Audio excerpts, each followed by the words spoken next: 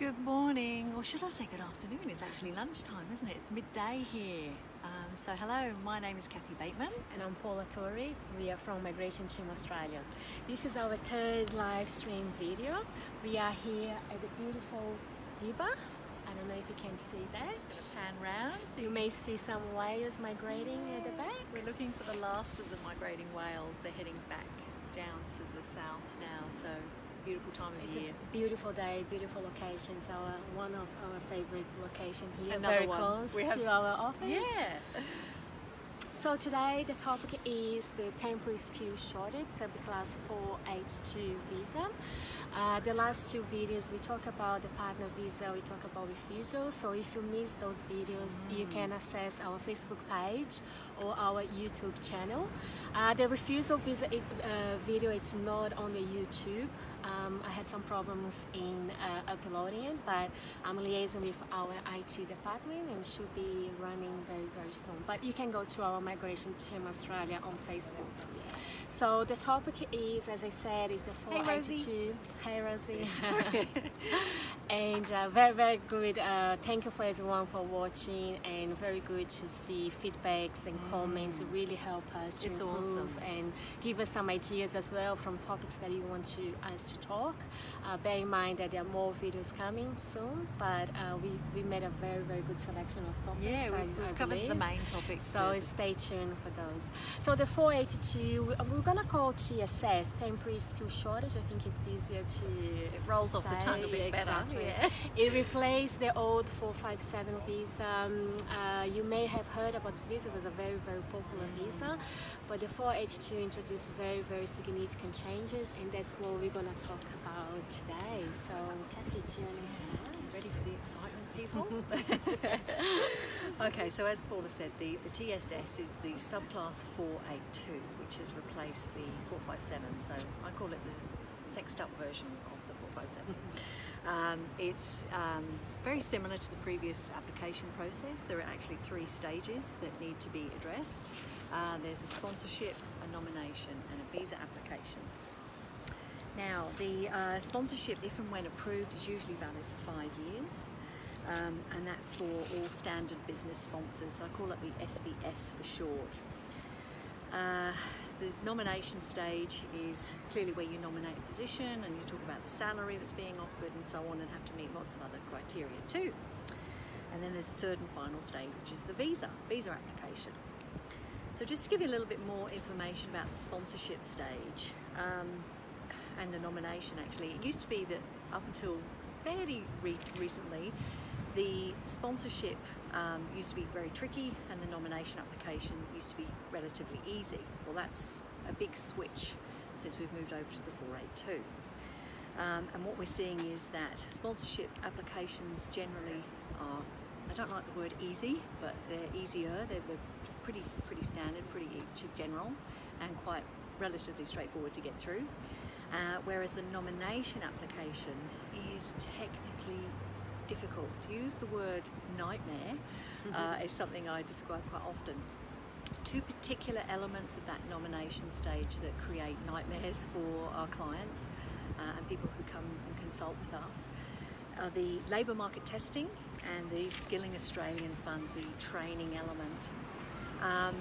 So the labour market testing, as of Sunday, a week Sunday actually, is it? A week past? 12.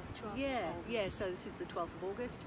Had some dramatic changes yet again, and what we're now seeing, and again this is very general information, general advice, is that the sponsor, the business, needs to advertise for a minimum of 28 consecutive days in 2 different mediums, so Indeed or Seek or whatever it is that they prefer to use, and they need to state a whole bunch of really specific information in the advertisement itself.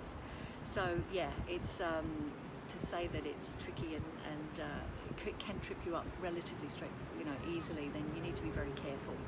It wasn't the case a while ago. It was very simple and straightforward, and now we have all these very specific requirements, and if you don't meet, your nomination could simply be refused. Yeah, absolutely. So And what, as I say, it's definitely taken a turn that you've really got to read that legislative instrument very, very carefully.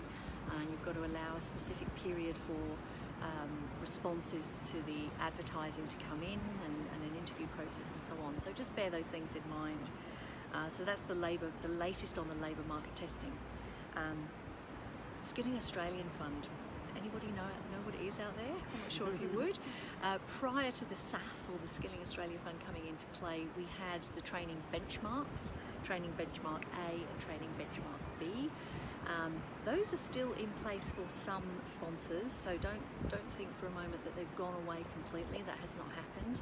And be very careful if you're looking at transitioning your employees, your 457 or 482 employees, to permanent residency further down the track, because those training benchmarks may well apply in those circumstances.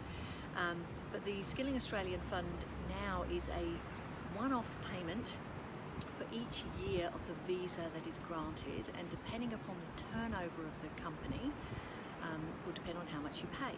So, for example, if you're nominating somebody on in a particular occupation, your company turnover is less than $10 million, then you would be looking at paying $1,200 per year of the visa that's granted. If you're asking for a 4-year visa, that's 4 times $1,200, $4,800. So there's a huge increase there it's going to impact employers, and we're already discussing that with people that we're consulting with, and some of them are saying that it's just in the too hard basket and too expensive. So bear that in mind. So again, Skilling Australian Fund, and that's also, just so you know, that fee is taken at the nomination stage. So when you're lodging the nomination application, you have to pay that up front. So on top of all the other fees that you have to pay, it can get expensive for sure. So the final stage is the visa stage. It's all about the visa applicant, of course, about the skills, qualifications, health, character, and English as well.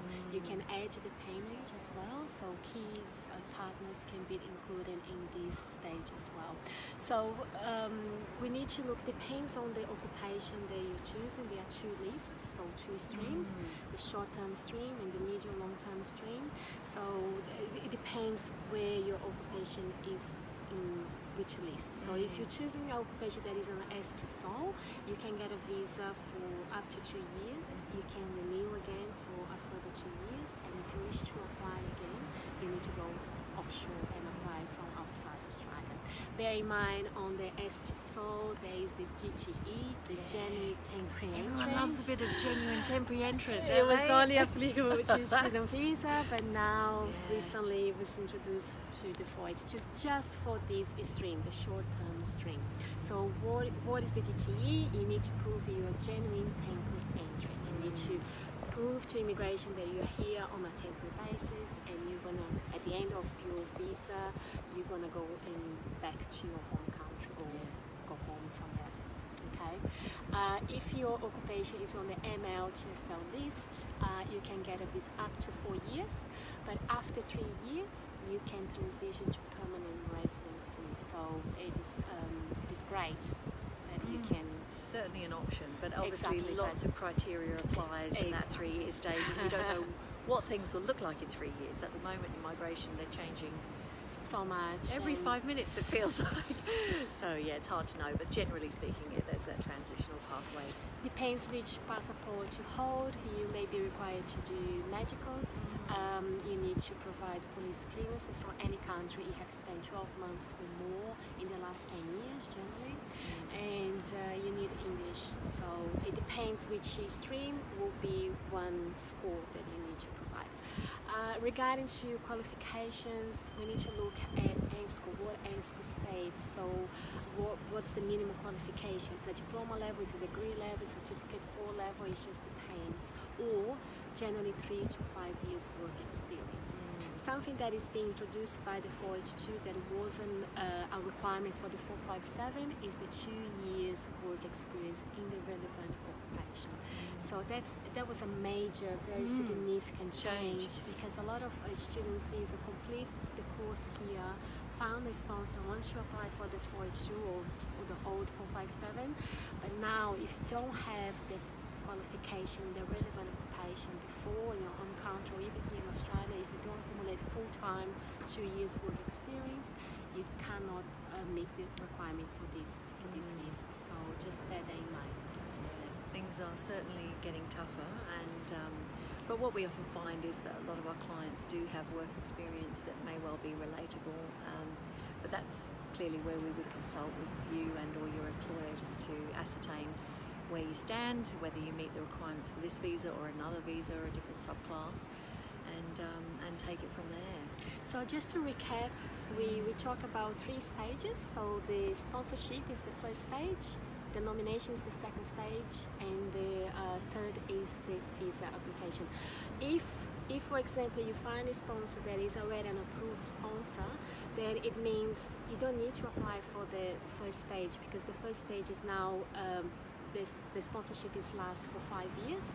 So if it's within the 5 years, then you only need to apply for the nomination and the visa. So save you a little bit of money there. Yeah. And on that, with fees, it's very important that your employer understands that fees that relate to the first and second stage, the sponsorship and or the nomination application, they are, including the Skilling Australian Fund, is due to be paid, as far as we understand, by the employer and not the employee.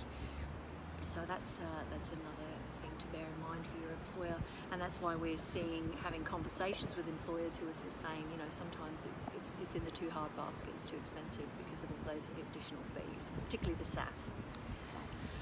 So, but look, generally speaking, the 482 and the old 457, they're great visas. They work, they allow you to work, they allow you to bring your dependents, your family members here, and they can experience life in Australia.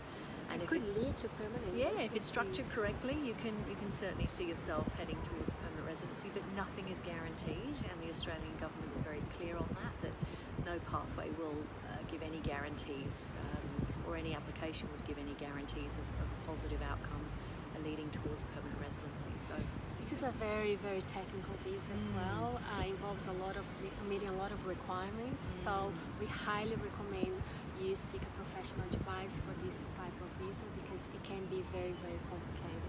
It can, for sure. And we're the people to help you with that. I've been Kathy Bateman. Paula Torrey. And we're from Migration Team Australia. It's been a pleasure talking to you again, and we hope you find this useful.